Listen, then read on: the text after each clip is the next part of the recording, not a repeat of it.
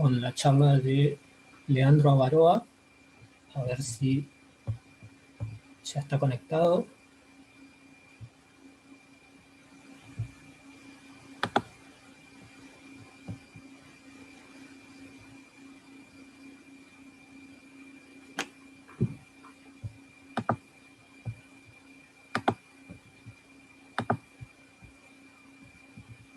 Buenas tardes. Buenas tardes. Bueno, adelante nomás con tu charla de interacciones de vientos ecuatoriales en fuentes Super Eddington estelares.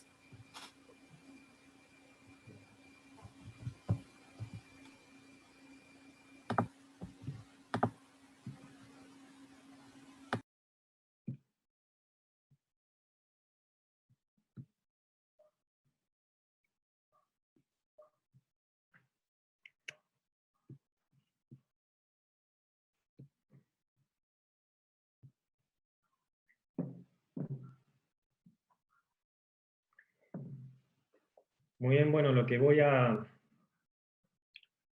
presentar en esta charla son algunos resultados preliminares que obtuvimos junto al licenciado Pablo Sotomayor y al doctor Gustavo Romero, y que forman parte de mi tesis de licenciatura que se encuentra actualmente en desarrollo.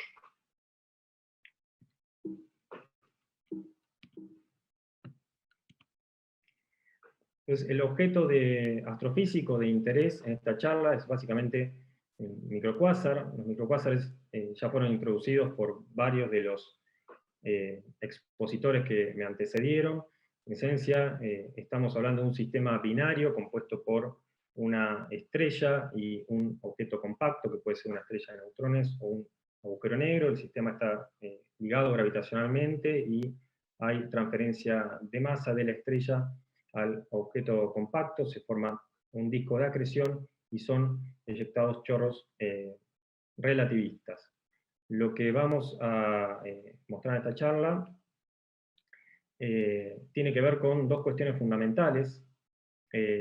Fundamentalmente, y tal como sugiere el título de la presentación, con la interacción de vientos ecuatoriales que se va a producir en esta zona de aquí entre los dos objetos que componen el microcuásar. Y para entender la presencia de estos vientos ecuatoriales, de los cuales se tiene evidencia observacional en algunos escenarios astrofísicos en microcuásares, tenemos que estudiar también qué es lo que ocurre en el disco de acreción. Una de las hipótesis es que los vientos ecuatoriales son en realidad producto de eyección de masa de los discos de acreción. Entonces, esta charla se divide en dos secciones fundamentales. En la primera parte voy a hacer una introducción a lo que son los distintos regímenes de acreción en discos. En particular, vamos a enfocarnos en los discos de acreción supercrítica o super Eddington. Y luego ya sí vamos a pasar a la interacción de vientos ecuatoriales en sí.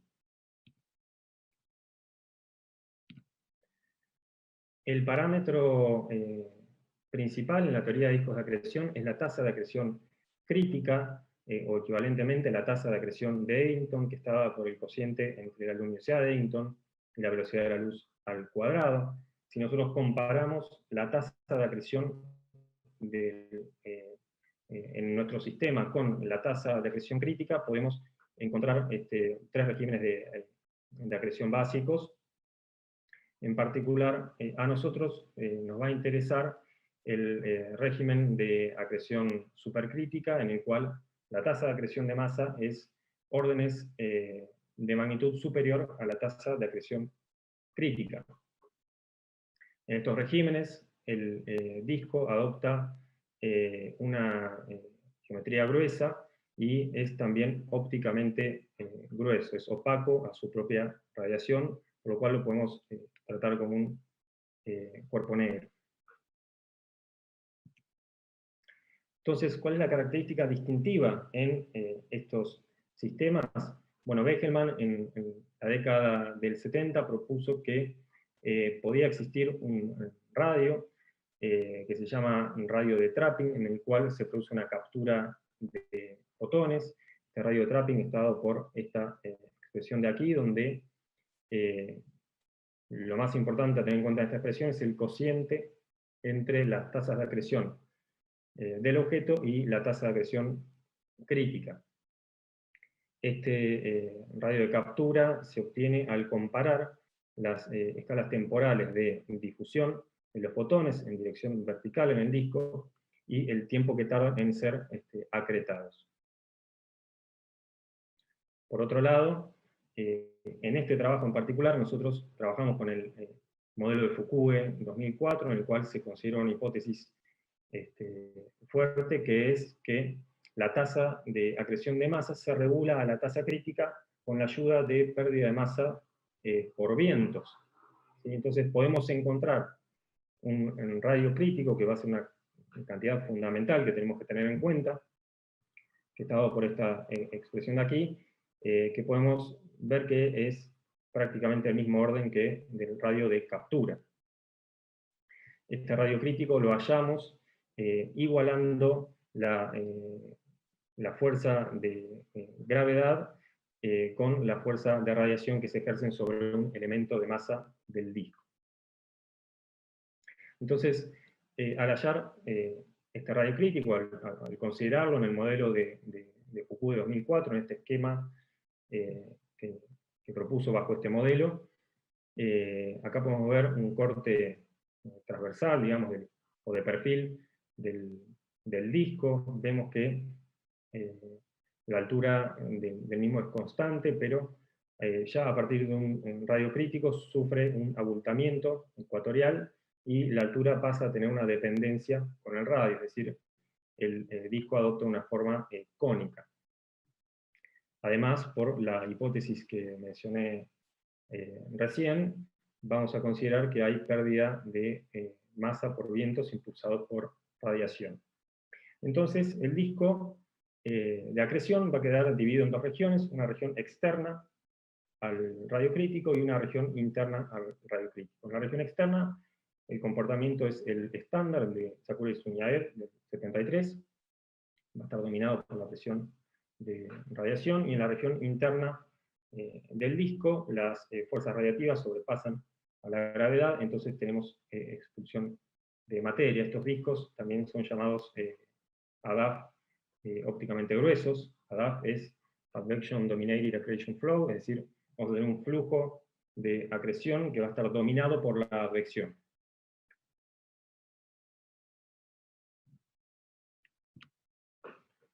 Bien, rápidamente las ecuaciones dinámicas con las que trabajamos.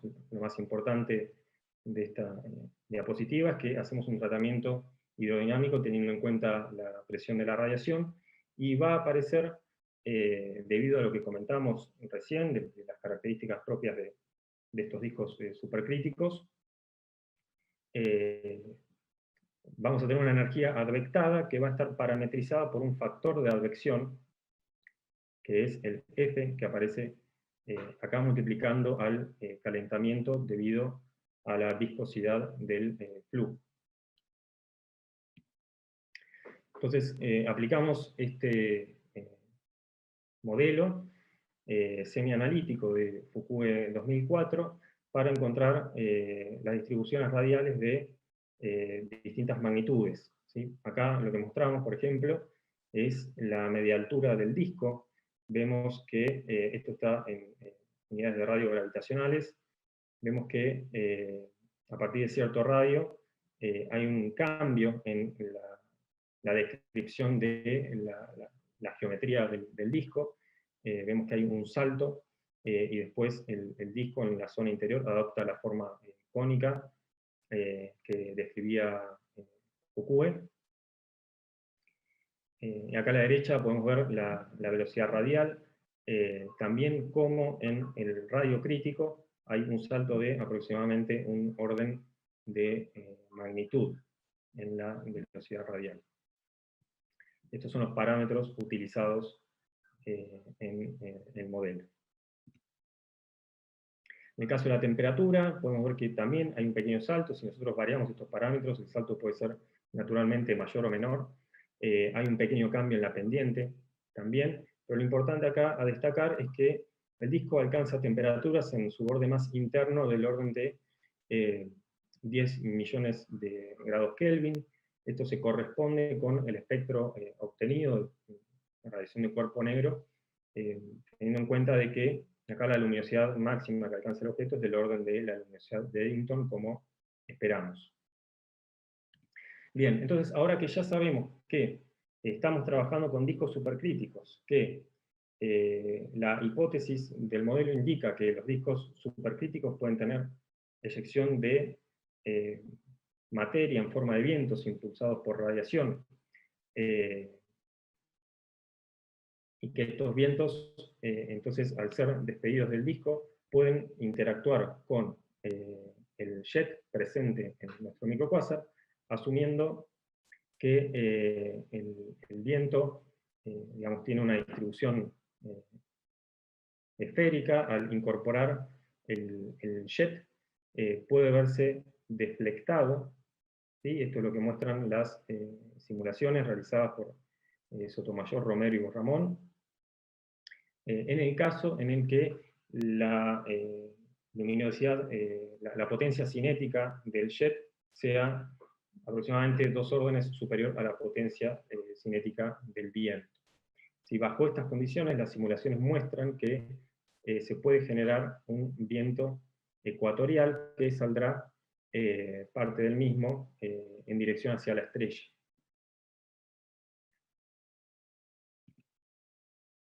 Entonces tenemos el agujero negro, el viento viene en esta dirección y va a interactuar con la estrella. En este caso trabajamos con un modelo, una estrella de población 3, es decir, sin metalicidad, sin vientos, y igualando la presión de RAM del viento con la presión de radiación de la estrella, podemos encontrar un stagnation point, que va a ser donde se va a producir un shock reverso en dirección hacia el objeto compacto y se pueden acelerar partículas. Entonces, lo que hicimos fue, a partir de este punto de estancamiento, definir una zona de aceleración, un modelo one zone, y calcular bueno, qué es lo que ocurre allí, ¿no? Entonces lo que obtuvimos para, digamos, un flujo ecuatorial, un modelo leptohadrónico que interactúa con la fuerte presión de radiación de la estrella perteneciente al sistema, encontramos, este es el gráfico para los electrones a la izquierda y el gráfico para los protones a la derecha. Lo que podemos ver es que para un mecanismo altamente o muy ineficiente... Perdón, Leandro, ahí te quedan 3 minutos. Gracias.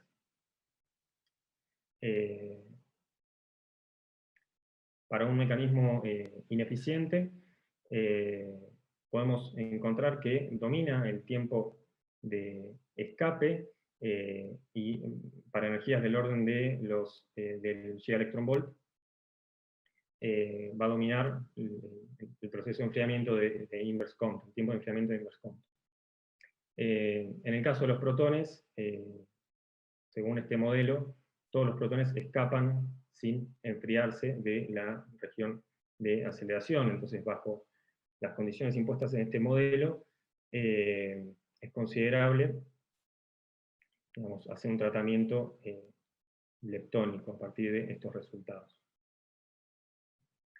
Entonces, resolviendo la ecuación de transporte, podemos encontrar cómo es la distribución de electrones, que es la que se muestra aquí. Podemos ver que para energías del orden de los 100 megaelectronvolts, la pendiente cambia, el espectro se ablanda, y esto, bueno, se corresponde justamente con la dominación de tiempo de escape o el tiempo de enfriamiento por el Compton inverso. Finalmente, bueno, calculando el espectro para el enfriamiento por sincrotrón y Compton inverso, encontramos que hay emisión no térmica que se genera en prácticamente todo el espectro, con un máximo en rayos X duros y rayos gamma blandos. Esto, de vuelta, esto es para la interacción del viento ecuatorial deflectado por el jet, que interactúa con la fuerte presión de radiación de la estrella. Bien, entonces las conclusiones. El parámetro fundamental en la interacción entre el jet y el viento es la potencia cinética relativa. Acá vimos que la deflexión ocurre cuando la potencia cinética del jet es órdenes de magnitud mayor que la potencia cinética del viento. Entonces, un jet muy poderoso puede deflectar el viento y puede aparecer una componente ecuatorial. La presión de la radiación de la estrella, si es suficientemente fuerte, puede frenar el viento ecuatorial en un determinado punto. En ese punto se va a generar un shock reverso y puede haber aceleración de partículas, y esta aceleración de partículas puede emitir radiación no térmica en un amplio rango del espectro. Como trabajo a futuro inmediato, pensamos aplicar este mismo modelo a microquasars de población 1, como es el caso de SC433, en donde vamos a considerar que la estrella tiene pérdida de vientos muy fuertes. Entonces ya la interacción del viento ecuatorial no se va a dar con la presión de radiación de la estrella, sino que se va a dar fundamentalmente con el viento de la estrella. También podemos considerar, que en este trabajo no lo hicimos, efectos del campo magnético en la parte interna del disco. Podemos trabajar con escenarios en los cuales tengamos que tener en cuenta modelos hadrónicos, y también podemos tener en cuenta efectos de la precesión del jet. Y bueno, os dejo con la bibliografía. Bueno, muy bien, muy buena charla. Acá hay en las preguntas, aparece una pregunta de Félix Mirabel, que dice, buena charla, ¿por qué dices que las estrellas de POP3 no producen vientos?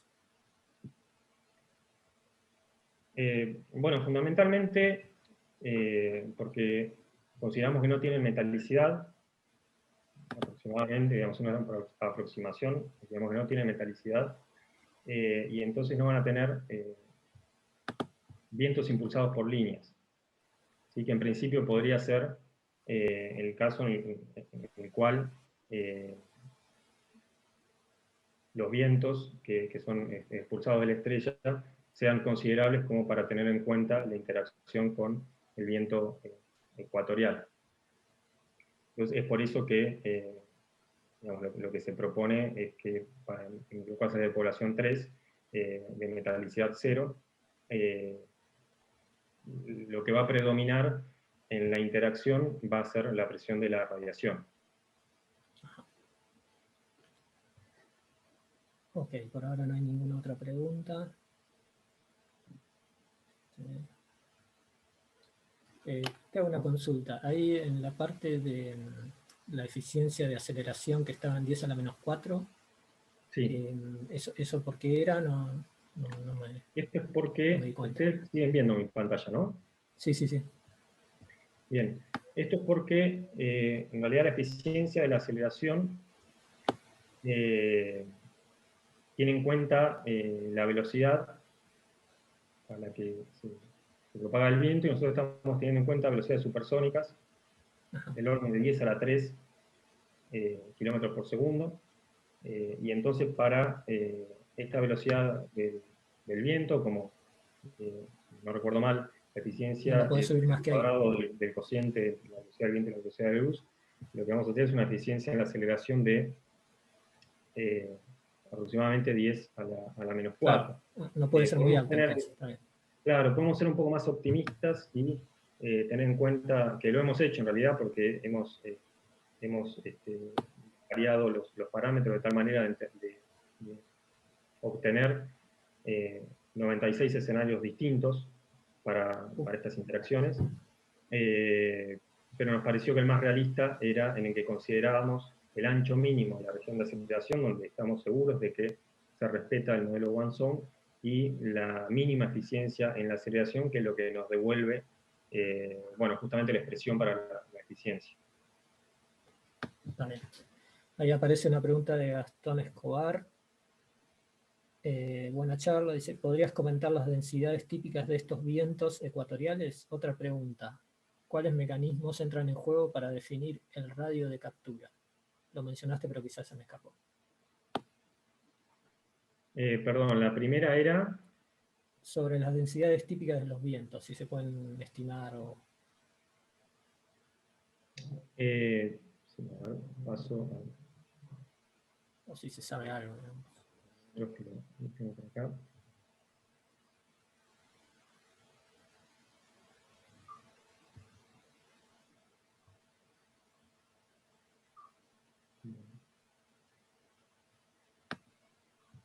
No, yo no lo tengo, pensé que lo tenía acá descrito en los parámetros, pero no lo tengo. Claro, por ahí lo usaste, pero claro, debe estar por ahí. Después María Fernanda Montero dice, ¿por qué se plantea shock reverso en el punto de remanso?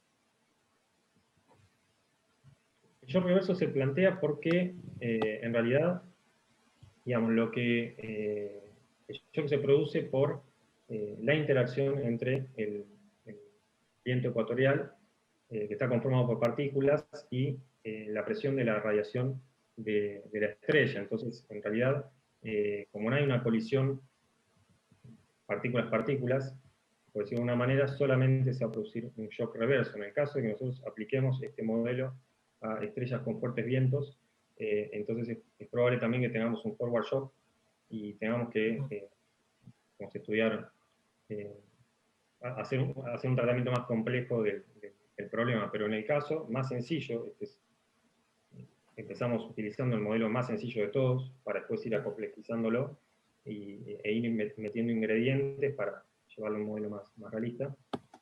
En este caso en particular, solamente consideramos que se produce un shock en la dirección downstream, digamos, hacia el objeto compacto. Ok, y acá algo que decía Gastón que me olvidé, decía los mecanismos que entran en juego para definir el radio de captura, ¿cuáles eran? O sea, igual ya lo último porque ya estamos. El radio de captura de fotones. Sí. ¿Entiendes? El de trap ese. No, digamos, se tiene en cuenta la escala de tiempo de difusión, digamos, el tiempo que le toma un fotón escapar del disco en dirección vertical, y el tiempo que le toma un fotón en ser acretado. Entonces, digamos, si el tiempo que le toma al fotón en escapar del disco es mayor que el tiempo que le toma en ser acretado, a partir de trabajar con esta consideración, con las ecuaciones, podemos encontrar un radio de captura que está bien descrito. Yo recomiendo fundamentalmente, hay muchos trabajos, pero recomiendo fundamentalmente Begelman, que es el primero que lo menciona, y Osuga, que es donde se hace el tratamiento matemático del tema.